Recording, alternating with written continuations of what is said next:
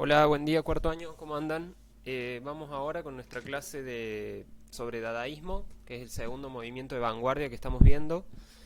Primero le hago una pequeña evolución general, pero después va a haber una más pormenorizada de los trabajos que hicieron de surrealismo. Las fotos, la verdad que están muy buenas, me parece que funcionó muy bien la consigna. Eh, Me imagino que se divirtieron haciéndolas porque la verdad que se nota que estuvieron muy creativos y creativas. Eh, Destaco sobre todo la calidad de las fotos, los encuadres, los juegos con las luces y las sombras. Vieron, bueno, cómo eso se resalta con la foto en blanco y negro, que al eliminar el problema del color aparece, bueno, eso, la luz y las sombras y como otros temas que está bueno para ir pensando para más adelante. Bueno, ya después voy a hacer devoluciones uno por uno en el Padlet, pero por lo que estuve viendo en las carpetas, eh, la exploración que hicieron de diferentes objetos, de diferentes situaciones, la verdad que está muy buena. Vamos entonces ahora con el dadaísmo, que es este segundo movimiento de vanguardia, que es contemporáneo, incluso un poco previo al surrealismo, ¿sí? Pero que tiene como un carácter mucho más radical, en el sentido de que no solo va en contra del arte histórico y de cierta tradición del arte, sino contra la idea de arte mismo y contra tradiciones y ideas más allá del arte, sino de la cultura en general, de la cultura europea del momento en general. Ya también para ver un poco y contextualizar mejor, voy a compartir, está compartido el link de un video, ¿sí? De un documental que los primeros 20 minutos, o sea, hasta el minuto 20, se trata sobre el contexto y sobre el contexto de la época, ¿no? Y sobre el dadaísmo. Entonces, bueno, es cortito y se puede ver y está bueno. De todas formas, yo ahora voy a hacer como un pequeño resumen de lo que se ve ahí. Sí, para pensar un poco el contexto de la época, esto es seguimos en Europa, sí, en plena Primera Guerra Mundial, o sea, en 1900, entre 1914 y 1918, más concretamente en 1916, un grupo de artistas y jóvenes exiliados que habían escapado de sus países de origen para no participar de la guerra, se van a un país neutral, que es Suiza, más concretamente a la ciudad de Zurich, que es esa que aparece ahí en la postal en la imagen. Vamos a poner el puntero. Eh, bueno, que un poco refleja algo que venía pasando en otras ciudades. También el dadaísmo, como muchos de los movimientos de vanguardia, se da en diferentes lugares, en paralelo al mismo tiempo. En este caso también hay expresiones de este estilo vinculadas al dadaísmo de Zurich, en Berlín y en París, y después se traslada a Nueva York. ¿Sí? Bien. Bueno, como les decía, el contexto de guerra mundial, una juventud muy cansada de la forma en que se decidían las cosas, de cómo venía funcionando la sociedad del momento y cómo ese progreso y ese desarrollo técnico los venía llevando a una guerra que estaba matando a una generación entera, ¿sí? Una guerra injusta, completamente decidida por las altas esferas del poder, en donde la ciudadanía simplemente no tenía posibilidades más que participar activamente o participar como soldados, sobre todo los jóvenes. Eh, bueno, y era una perspectiva bastante tremenda porque pensemos que para la época, sí, ese desarrollo técnico vinculado a la guerra había generado nuevas formas de morir. Es la época en la que se inventan también eh, ciertas armas químicas. En esa guerra se usa gas mostaza y otros gases que bueno, mataban de una forma mucho más atroz que las tradicionales armas de la guerra. Se inventan los tanques y los aviones. Es la primera guerra en la que intervienen aviones y tanques. Entonces, bueno, también las armas de guerra se desarrollan y por lo tanto la capacidad destructiva de las armas. Eh, bueno, ante eso y en ese contexto, estos jóvenes, estos artistas empiezan a pensar cómo, cómo ir en contra de esa sociedad, de esa cultura, de esa historia que había generado semejante masacre. Eh, Toman algunos puntos de referencia, por ejemplo, este dicho, este pequeño texto de Descartes que dice: no quiero ni siquiera saber si antes de mí hubo otros hombres. ¿Sí? Lo que ellos pensaban o querían era mirar el mundo con ojos nuevos, incluso crear una nueva cultura, una nueva sociedad desde los inicios. Y ahí eligen ese nombre, Dada, que no significa nada. Ellos mismos se encargan en decirlo, que tiene que ver con los sonidos guturales que hace un bebé cuando empieza a hablar, ¿sí? Dada, y con algunas palabras de algunos idiomas. Dice que en rumano significa caballo de madera, y en otros, en ruso, no sé qué otro idioma, es una afirmación doble, es como decir sí, sí, sí. No es una palabra que signifique algo en particular, sino que es, es un poco eso, como les interesa empezar de cero. Entonces eligen una palabra casi al azar, arbitrariamente, para identificarse. ¿Sí? Lo que empiezan a hacer todos estos personajes que aparecen acá, entre los que hay varias mujeres: Emmy Hennings, Anna Hodge, esta mujer Elsa von Freitag, ¿sí? Que es una alemana, Sophie Tauber, que se casa después con Hans Arp, que también está dentro del grupo. Eh, lo que empiezan a hacer es organizar unas tertulias, como unos encuentros, eh, como unos, sí, encuentros, serían unas reuniones en un café, en un cabaret. Empiezan a hacer, no es el cabaret en el sentido que se conoce ahora el término, sino que el cabaret era un bar donde había un show a la noche. Entonces empiezan a hacer unos shows en un cabaret que era propiedad de esta mujer Emmy Hennings, ¿sí? Y sobre todo Tristan Tzara, este personaje, y Hugo Boll empiezan a hacer como unas actuaciones, unas performances, ¿sí? En donde lo que hacen es molestar de alguna forma, o intentar generar un efecto de shock o de incomodidad en los espectadores. Entonces hacen cosas sin sentido, como golpear las teclas del piano, leer poemas completamente sin sentido y con palabras groseras, salir desnudos a escena, tirarles comida o tirarles objetos a los espectadores, ¿sí? Como una cosa de un poco violenta, ¿no? De confrontación y de intentar molestar al espectador. Bueno, en esta idea de rebelión total, ¿sí? Dicen que una rebelión, lo que ellos intentan era una rebelión que exigía una adhesión completa del individuo, sin consideraciones con la historia, la lógica, la moral común, el honor, la patria, la familia, el arte, la religión, la libertad, la fraternidad y tantas otras nociones correspondientes a necesidades humanas, pero de las cuales no subsistía más que esqueléticos convencionalismos.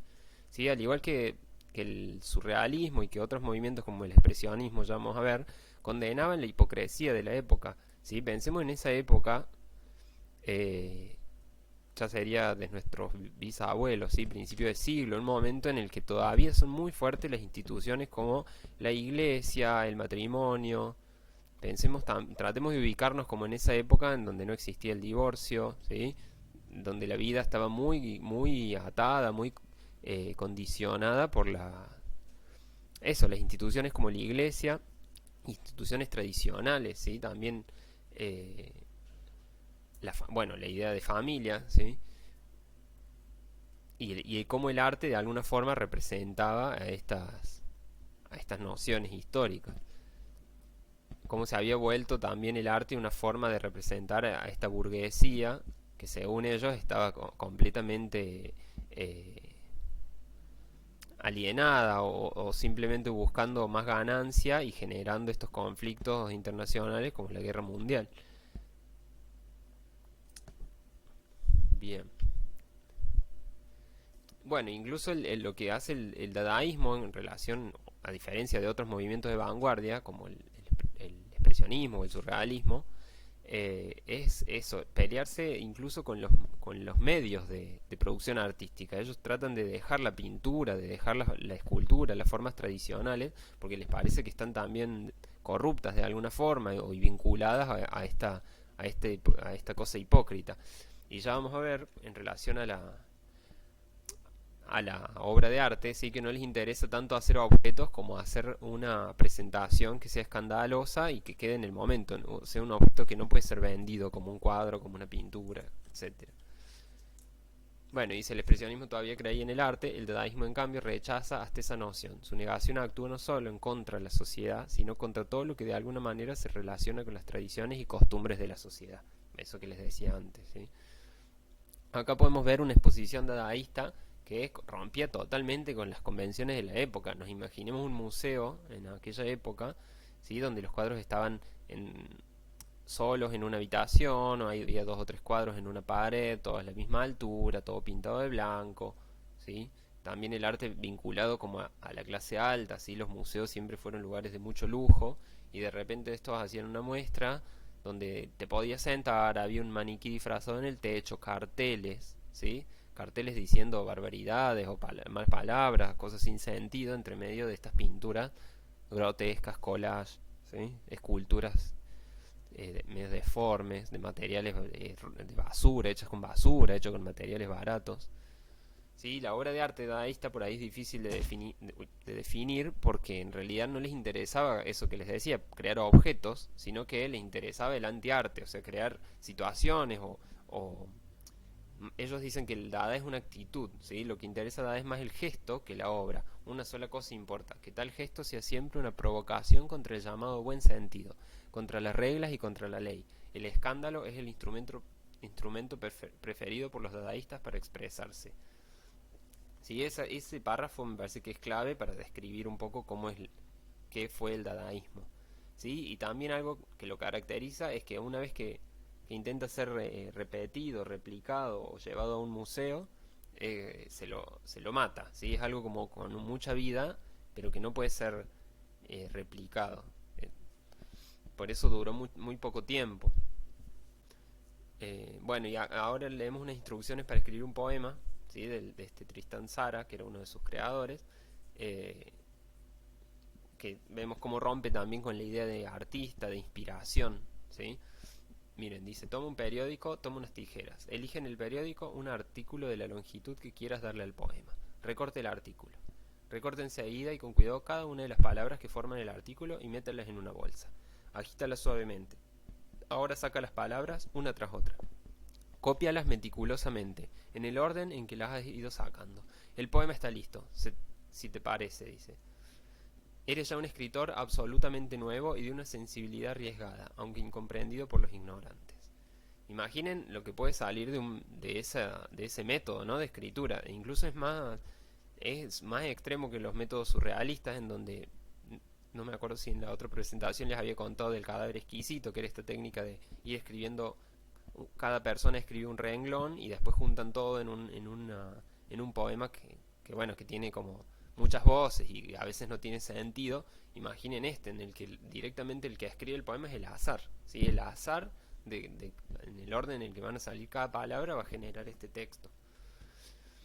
De igual manera que con la poesía, este artista que es Hans Arp, uno de los principales del movimiento, tiraba papeles sobre una mesa y después los pegaba en el orden que habían caído sobre la mesa en una hoja, en un lienzo o en una hoja para crear una obra. En este caso ven, son cuadraditos de colores azules y blancos que él recortó con la mano y que fue tirando sobre un papel y en la medida que iban cayendo los pegaba y esa era la composición, ¿sí? Esa era la pintura. O esto que capaz para nuestra época sí no nos parece tan extraño porque es como un objeto abstracto con colores, pero pensemos de la pintura que se venía en esa época, ¿sí? De una pintura de paisajes, de personajes, de situaciones muy concretas, y de repente aparece esto que no se sabe si es un cuadro, si es una escultura, que son como unas maderas caladas pintadas con colores muy fuertes, muy brillantes. Colores que se usaban para pintar otras cosas, ¿sí? No vinculados a la pintura. Después, como les decía, algunos artistas como Duchamp, Marcel Duchamp, que es uno también de los más revolucionarios, él no estaba en Zurich, pero tenía contacto con estos otros personajes y él estaba en París, después se traslada a Nueva York. Y él lo que hace es tomar una postal del Museo del Louvre, donde está la Mona Lisa, la Gioconda, y lo que hace es pintarle una chivita y unos bigotes y le escribe abajo unas iniciales, que si se las lee en francés, dice algo así como ella tiene el culo caliente. Que era un poco como una burla o de alguna forma un chiste medio de mal gusto sobre Leonardo da Vinci, que hay rumores de que el tipo era homosexual. Entonces también como trayendo un poco al arte estos temas que para el momento eran muy revolucionarios, ¿sí? Él también en una serie de fotografías que le saca a otro artista que es Man Ray, de los que vimos algunas obras en el surrealismo, se viste de mujer, ¿sí? Se trasviste y es fotografiado de esa forma. Pensemos eso, en esa época, ¿no? ¿Cómo podía ser visto por la sociedad que un artista haga eso? Después otra de estas obras que son más un gesto que un objeto, que una obra en sí, es esta, que es el famoso migitorio o fuente, que él simplemente lo que hace es elegir un objeto y firmarlo. No lo nombra, no lo firma con su nombre real, sino con este apodo, Rmut, y lo manda a un concurso de escultura.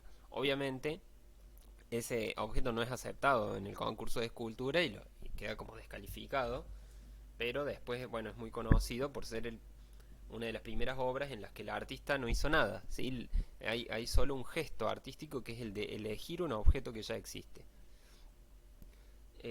En esa misma exposición, un amigo de Duchamp hace una aparición en la que entra totalmente borracho a la muestra y empieza a sacar de una valija ropa sucia, papeles, dibujos. Bueno, es como que hace un escándalo y esa también es como su presentación en ese concurso. Después acá traje dos obritas de dos artistas mujeres, ¿sí? Esta cabeza dada de Sophie Tauber, que también utiliza elementos que no vienen del mundo del arte, ¿sí? Como esos restos como de unas trencitas de pelo con alambre, ¿sí? Como materiales para nada nobles y para nada tradicionales en la escultura.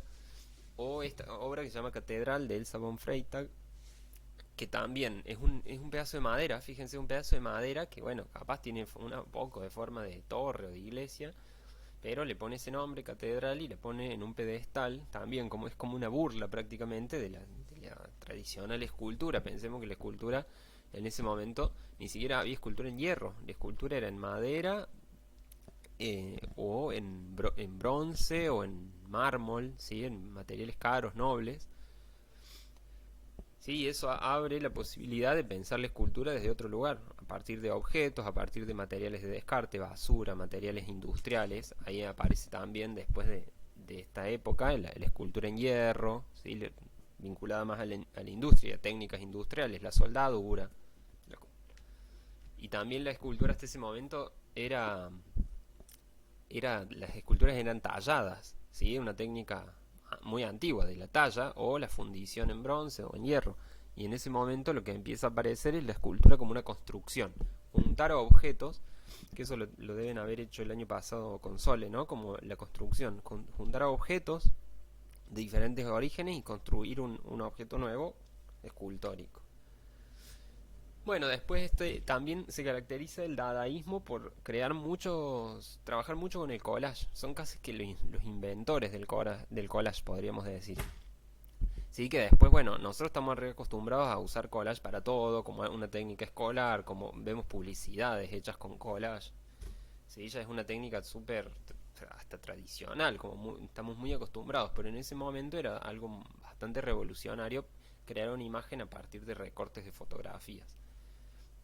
Y esta, por ejemplo, mira el nombre, se llama Corte con un cuchillo de cocina a través de la panza de cerveza de la República de Weimar, que era como el nombre del gobierno alemán de la época. O sea, era como un chiste, ¿no? Una burla sobre eso y todas imágenes acá de los diarios.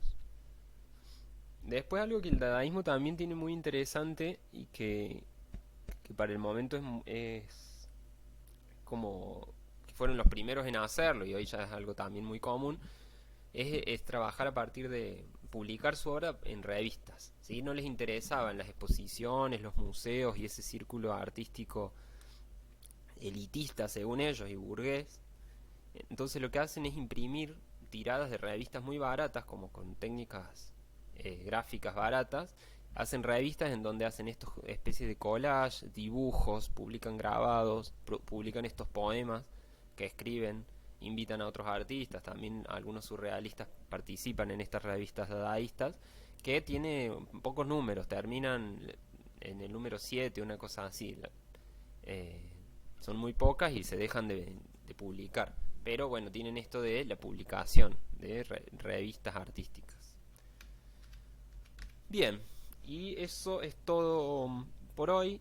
Les insisto en que vean este documental de este documentalista británico, Robert Hughes. Hasta el minuto 20 habla sobre el dadaísmo, después sigue con el expresionismo y después con las vanguardias rusas, con el constructivismo, ¿sí? Que es un poco el orden en el que nosotros vamos a seguir la clase que viene sobre el expresionismo y la otra sobre las vanguardias rusas. Bueno, eso es todo. Nos vemos.